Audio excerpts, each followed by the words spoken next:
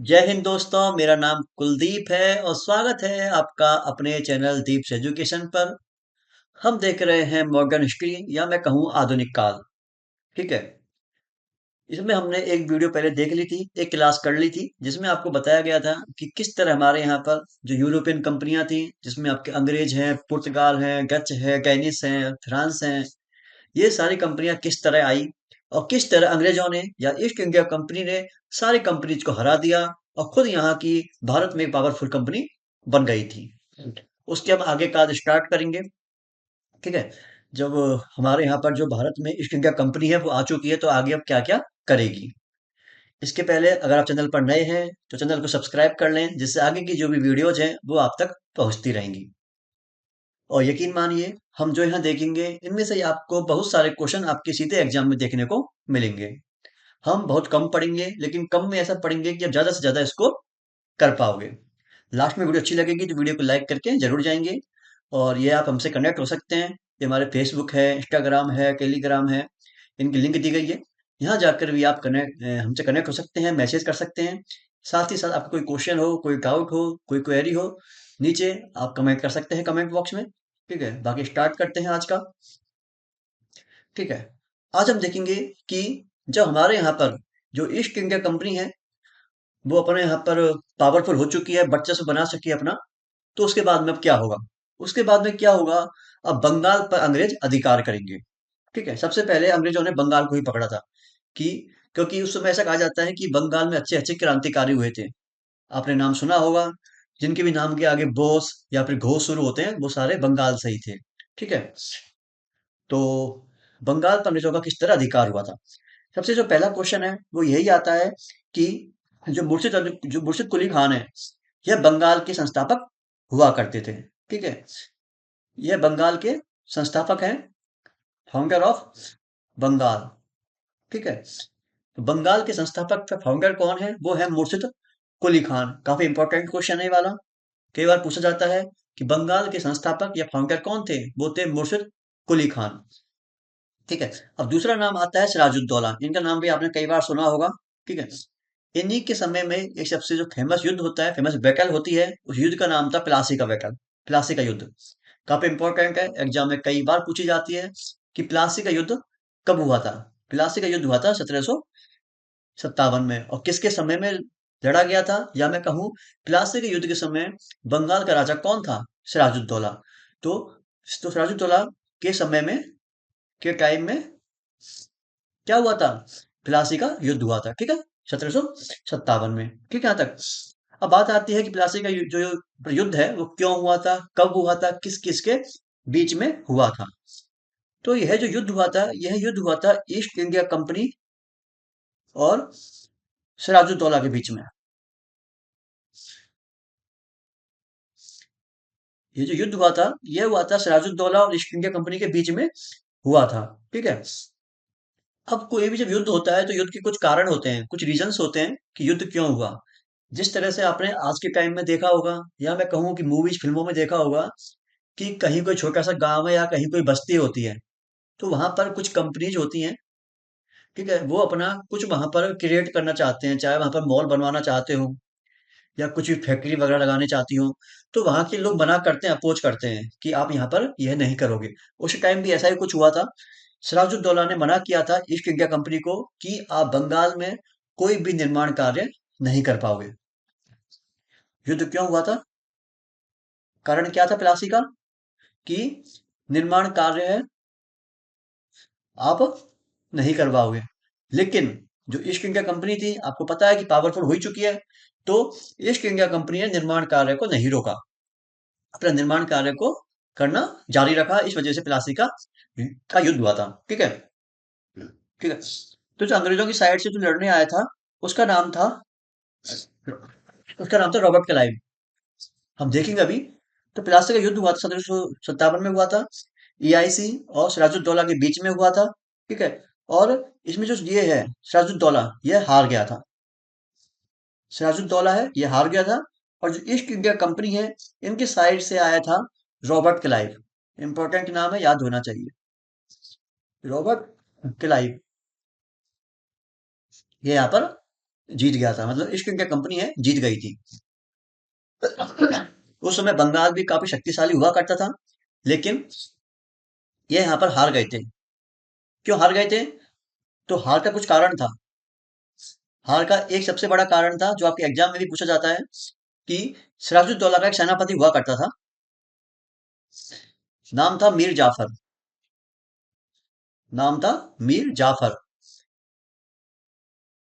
इसने एक तरह से अंग्रेजों से हाथ मिला लिए थे, और अंग्रेजों के कहने पर इसने लड़ाई में भाग नहीं लिया था।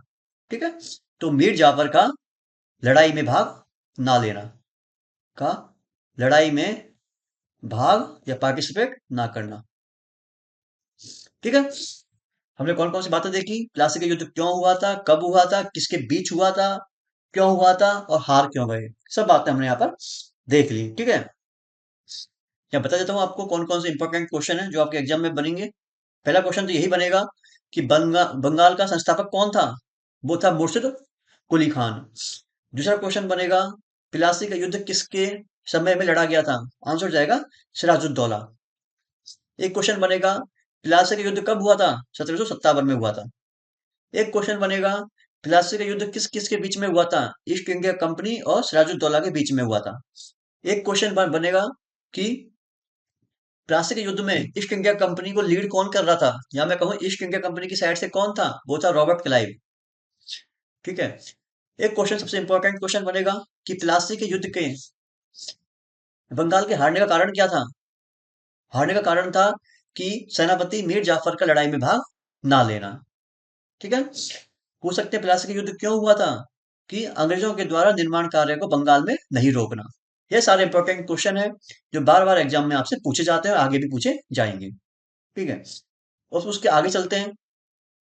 यहाँ पर हम दो के बारे में पढ़ चुके हैं, मुर्शिद कुली खान और सिराजुद्दौला। अब आपको पता है कि जो इनके सेनापति हैं उनका नाम है मीर जाफर। उन्होंने यहाँ पर लड़ाई में भाग नहीं लिया है, अंग्रेजों का साथ दे दिया था। तो अंग्रेजों का साथ दे दिया, तो अगला राजा किसको बनाया जाएगा? मीर जाफर को ही बनाया जाएगा। तो जो अगला राजा आएगा वो आएगा मीर जाफर। ठीक है। तो यहाँ पर मीर जाफर को अब राजा बना दिया गया है। अब थोड़ा इनके बारे में भी देख लेते हैं। ठीक है। तो जो मीर जाफर है, ये सेनापति हुआ करते थे सिराजुद्दौला के, लेकिन जो अंग्रेजों ने इनको बनाया था अपने अपने काम में लेने के लिए, लेकिन मीर जाफर भी अंग्रेजों की ख्वाहिशों को पूरा नहीं कर पाए। यह अंग्रेजों की, अब ईस्ट इंडिया कंपनी की इच्छाओं को या ख्वाहिशों को पूरा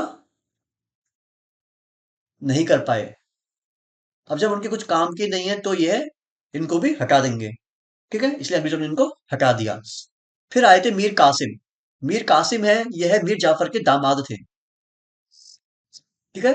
मीर कासिम है, यह मीर जाफर के दामाद हुआ करते थे, लेकिन यह भी अंग्रेजों की ख्वाहिशों को या इच्छाओं को पूरा नहीं कर पाए। ठीक है। इसलिए इनको भी हटा दिया गया। हटा दिया तो फिर से मीर जाफर को राजा बंगाल का बना दिया गया। ठीक है। फिर से इनको बना दिया गया मीर जाफर को का वापिस से। ठीक है। और याद होना चाहिए, आपने एक युद्ध के बारे में सुना होगा, बक्सर का युद्ध। एक इंपॉर्टेंट युद्ध है, दोनों इंपॉर्टेंट है, प्लासी और बक्सर। ठीक है। कब हुआ था? हमने देखा था अभी प्लासी का युद्ध हुआ था 1757 में। लास्ट में 7 आ रहा है तो आप भी यहाँ पर 7 जोड़ दीजिए, तो 1764 में। ठीक है। 1764 में बक्सर का युद्ध लड़ा गया था, और किसके टाइम में? मीर जाफर के टाइम में। और प्लासी का युद्ध हुआ था सिराजुद्दौला के टाइम पे। दोनों चीज आपको याद होनी चाहिए। ठीक है।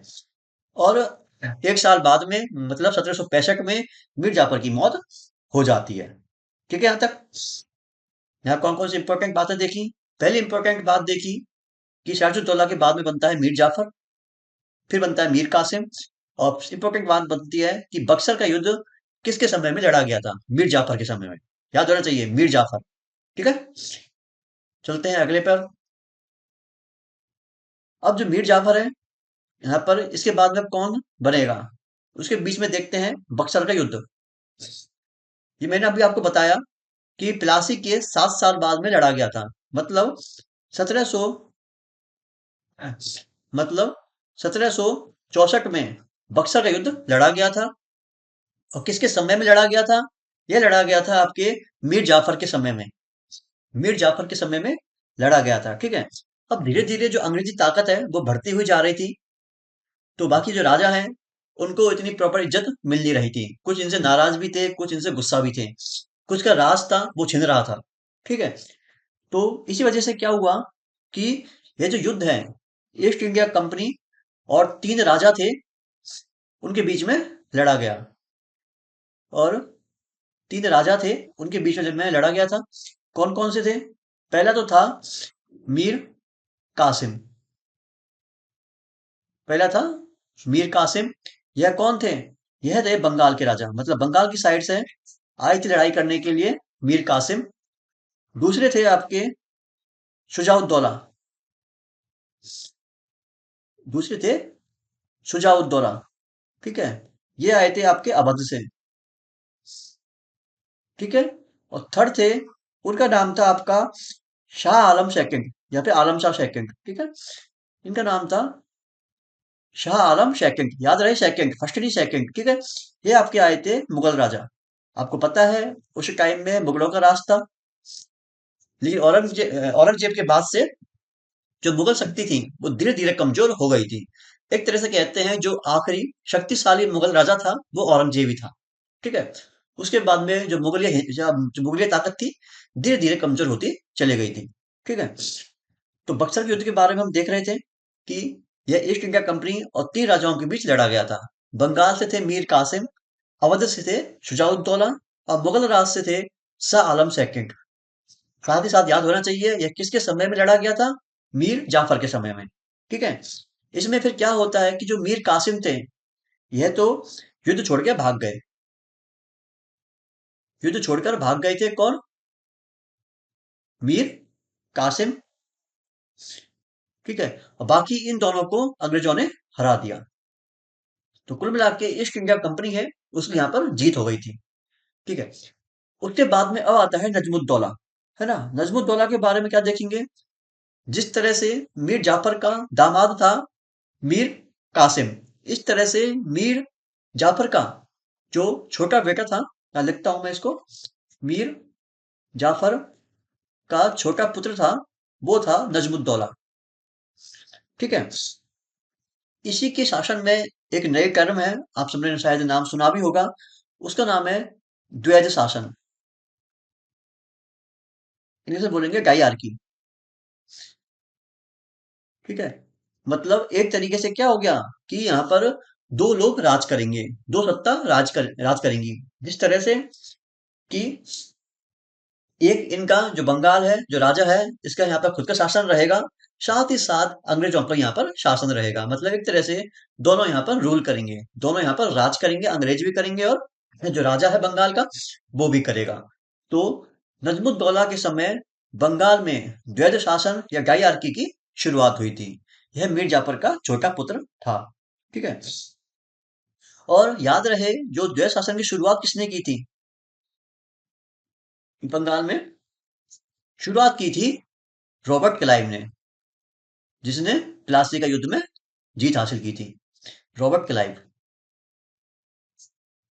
रॉबर्ट क्लाइव ने बंगाल में द्वैध शासन या डायआर्की की शुरुआत की थी। कब की थी? 1765 में, ठीक है, शुरू की थी इसने। अब खत्म कौन करवाएगा द्वैध शासन को? यह खत्म करवाया था इसने वारेन हेस्टिंग्स ने। वारेन हेस्टिंग्स, ठीक है। कब खत्म करवाया था? इसको एंड करवाया था 7 साल बाद, 1772 में, ठीक है। 1772 में द्वैध शासन को खत्म करवा दिया था वारेन हेस्टिंग्स। इसके बारे में आगे पढ़ेंगे यह कौन था, आपको नाम याद अपने आप हो जाएगा, ठीक है। कौन कौन सी बात हमने देखी थी इंपॉर्टेंट बात? पहली बात तो यही देखी थी कि बक्सर का युद्ध किसके समय में लड़ा गया था? मीर जाफर के समय में लड़ा गया था। किस किसके बीच हुआ था? बंगाल से थे मीर कासिम, अवध से थे शुजाउद्दौला और मुगलों की ओर से थे शाह आलम सेकंड। ये भग गया था, दोनों को हरा दिया। ये तीनों बात याद होनी चाहिए कि कौन कौन था और किसके राज में हुआ था। तो मीर जाफर के समय में हुआ था। कब हुआ था? 1764 में हुआ था, याद होना चाहिए। फिर आप नजमुद्दौला के बारे में देखोगे कि किस राजा के समय में द्वैध शासन या डायआर्की की शुरुआत हुई थी। वो थे नजमुद्दौला, याद होना चाहिए आपको, ठीक है। शुरुआत किसने की थी? रॉबर्ट क्लाइव ने की थी बंगाल में। ठीक है, कब की थी? 1765 में। मतलब जो आपका बक्सर का युद्ध हुआ है उसके 1 साल बाद में कर दी थी, ऐसा आप याद कर सकते हो। फिर 7 साल बाद में बारन हेस्टिंग्स ने इसको एंड कर दिया था, खत्म कर दिया था। ठीक है, नाम याद होने चाहिए, किसने शुरुआत की थी, खत्म खत्म किसने करवाया था, कब शुरू हुई, कब खत्म हुई थी, और किस राजा के समय में हुई थी? नजमुद्दौला के समय में हुई थी। अब जैसे ही बक्सर का युद्ध होता है 1764 में, आपको पता है यहाँ पर अंग्रेज जीत गए। अंग्रेज जीत गए तो ईस्ट इंडिया कंपनी है भारत की सबसे शक्तिशाली ताकत बन चुकी थी।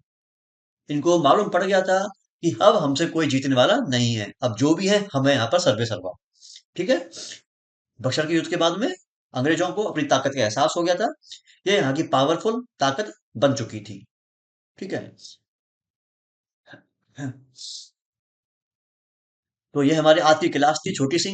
आपने यहाँ पर देखा किस तरह से अंग्रेजों ने कौन कौन से बंगाल पे राज करने के लिए युद्ध किए, जीते, और किस तरह से बंगाल ने, या मैं कहूँ ईस्ट इंडिया कंपनी ने अधिकार कर लिया है।